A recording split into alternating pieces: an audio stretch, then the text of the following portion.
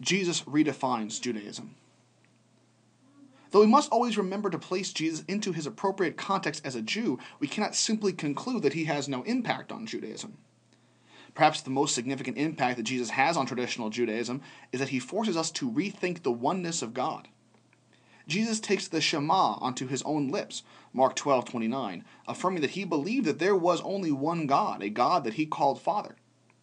And yet, at the same time, he continually spoke of his unique relationship with his Father, saying things like, I and the Father are one, John 10:30. Do not let your hearts be troubled. Believe in God. Believe also in me, John 14:1. And all things have been handed over to me by my Father, and no one knows the Son except the Father, nor does anyone know the Father except the Son, and anyone to whom the Son wills to reveal him. Matthew 11:27, Luke 10:22. Each of these, and many others could be added to them, points to a kind of exclusive relationship between the Father and the Son. In fact, we read several times that people tried to execute Jesus because he made himself God. So somehow the Jewish understanding of God needs to be reinterpreted to understand how both the Father and the Son can be God, and yet have there still be only one God. Indeed, nearly every Christological heresy could be described as attempts to answer the question, how are the Father and the Son related to one another, within the context of monotheism?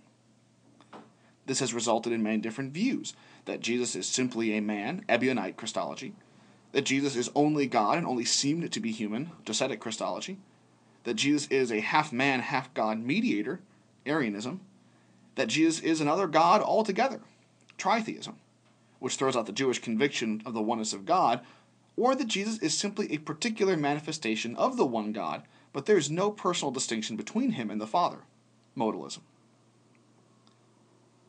Trying to wrestle with this kind of tension is difficult enough, but when a dualistic framework which presupposes that God and the world can have no real interaction, like in Greco-Roman philosophy and their intellectual heirs, the problems multiply.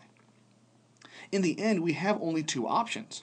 Conclude that Jesus was just a man whose claims to be equal to God were simply delusions of grandeur, or to take him seriously and rethink our concept of God.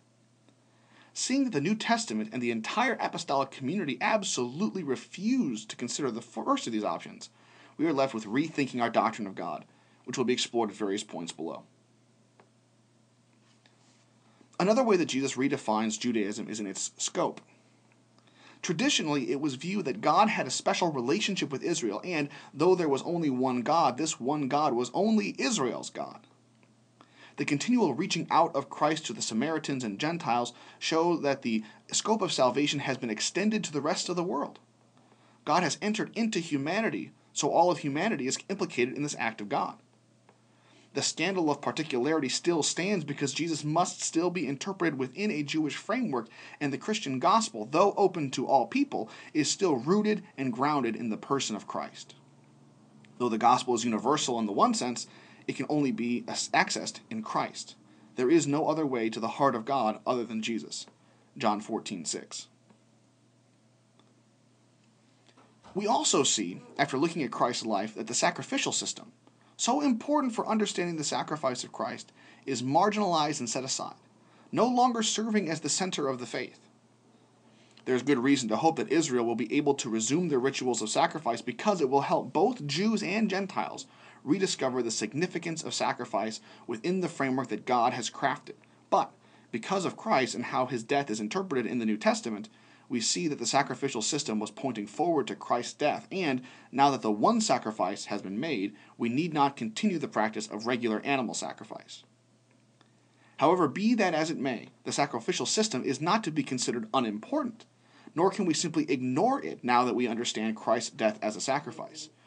This is because since Jesus died in the context of Israel, and the Israelite understanding of sacrifice is necessary to correctly appropriate it, we must always remain rooted in the historical context God shaped, so that a correct understanding can continue to arise.